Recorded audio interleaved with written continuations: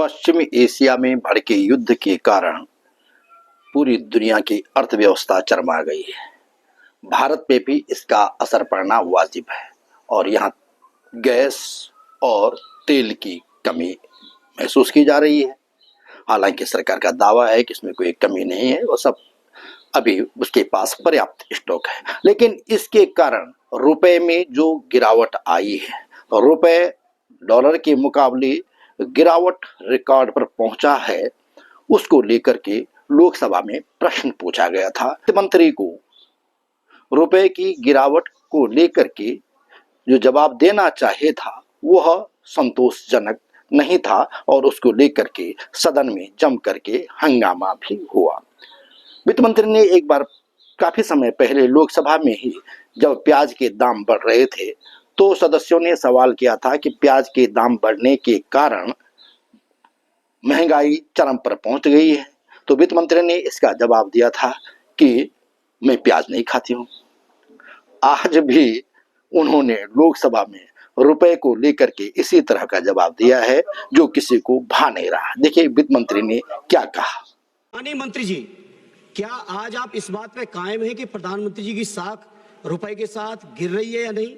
जो 60 रुपए का 94-95 रुपया हो गया, उसका स्पष्ट जवाब चाहिए, क्योंकि चुनाव जीतने के लिए आप लोगों की बातें कुछ होती हैं और नीतियां बनाने के लिए बातें दूसरी होती हैं। मैं पूछना चाहता हूं, वो दिन कब आएगा हमारे देश का जब हमारा मुकाबला डॉलर से होगा, पाउंड से होगा? 2 महीने पहले तक एक रीसेंट सर्वे में भी, ग्लोबली जो सर्वे हुआ, सभी प्रधानमंत्री और राष्ट्रपति गण के पॉपुलैरिटी के ऊपर जहां सर्वे हुआ, भारत के प्रधानमंत्री सबसे ऊपर है।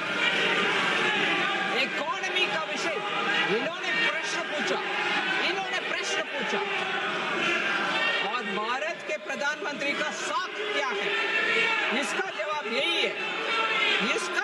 यही है, listen to the answer sir. Bharat के इकोनॉमी एकदम स्ट्रांग है, हमारे फिस्कल सिचुएशन स्ट्रांग है, मगर आज जब फंडामेंटल सब ठीक ठाक है और दुनिया में इतना चल रही है और हर देश के करेंसी ऊपर नीचे जा रही है, इनको सिर्फ एक विषय इनको पकड़ करके हमारी इकोनॉमी को, हमारे देशवासियों का कृषि को, हमारे देशवासियों का मेहनत को अंडरमाइन करने के लिए हमारी ऑपोजिशन अगर है वो ठीक नहीं है। आज हमारे देश का रिक्वायरमेंट है, हमारे अपने जनता का मेहनत को हम कॉग्निसेंस में ले और उसका साथ खड़े रहे, उनके साथ खड़े रहे, ना कि हमारे देश को ही कभी बार बार नीचे दिखाने के लिए ये प्रयत्न जो चल रही है वो गलत है। लोकसभा में प्रश्नकाल के दौरान गिरधारी यादव ने कर्मचारी भविष्य निधि को लेकर के सवाल किया और कहा कि इसमें बहुत कम पेंशन लोगों को मिल रही है, इस बारे में सरकार क्या कह रही है।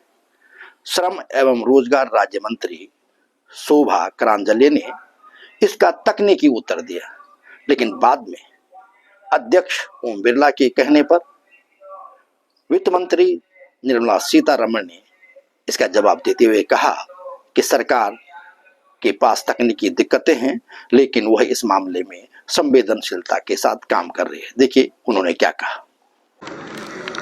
Question number 511 Shri Girdhari Yadav. 511 माननीय सदस्य। माननीय अध्यक्ष महोदय, लाखों पेंशन भोगी इस देश में ऐसे हैं जिनको 9,000 से कम मासिक पेंशन मिलती है। इस महंगाई के जमाने में 9,000 में क्या होगा? सरकार क्या 9,000 की राशि बढ़ाने का विचार रखती है?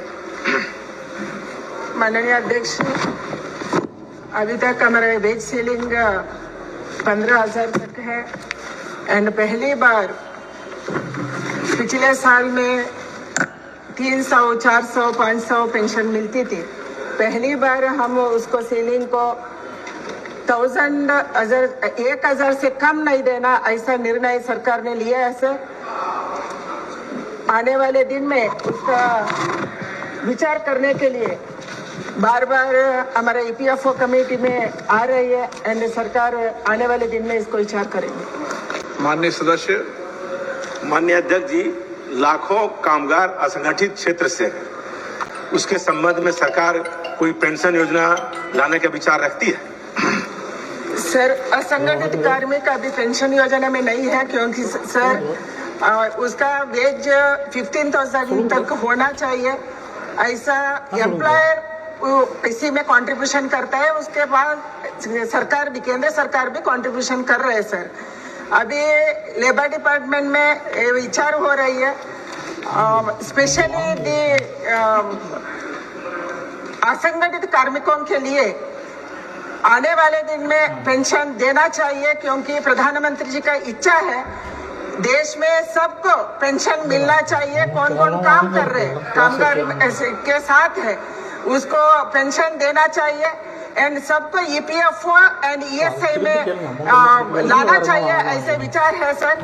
इसके कारण specially who are working in the online industry, that also be considered in coming days, sir.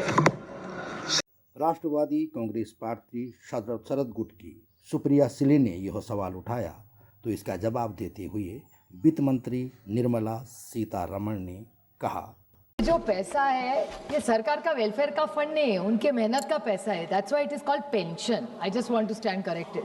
और हर बार जब ये जो सीनियर सिटीजन्स है, हर बार जब सेशन चलता है तो सारे ये सीनियर सिटीजन्स आंदोलन के लिए बैठते हैं। आपको याद होगा मैडम, शायद तब आप कर्नाटका में थी, बट प्रकाश जावड़े जी और अरुण जेटली जी, इसका जवाब निर्मला जी भी पहले दे चुकी है। Pensionable service into pensionable salary divided by 70 years, उसके तहत वो तय किया जाता है सर। उसको वो कितना पैसा बचाया है उसका आधार पर पेंशन उसको मिल रहा है सर। बट पहले काम किए थे, 50 साल पहले कोई कम सैलरी में काम किए थे, उसको कम पैसा मिल रहा है। इसके कारण हमें 1,000 तक उसको बढ़ाया। वित्त मंत्री जी। Sir, this is a very sensitive issue, sir. And I know the delegations have met all of us.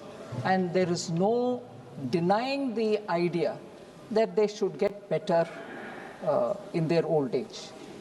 And the answer given by the Honorable Minister explains the technical constraint, the amount in the pool, and the money that comes out of it in the name of wherever you invest and earn out of it is not adequate to meet the, I'm just saying, subject to correction. Originally, some people had met me also and said nothing less than 10,000 at that time. It was not going to be possible for us to give from that money which has been earned from that corpus, to give that 10,000. Post that, several times the delegation, and there are different groups who come with different set of leaders, and all of them are affected. They come and they tell us, no, all right, if it is not 10,000, tell us what you can give us. And that is where the discussion, it is taking a bit of a time, because it's a bit of a dharma sankat.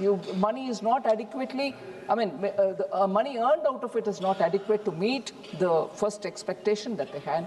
And with consideration, with a lot of sensitivity, the departments are talking. Let's see what can come out of it.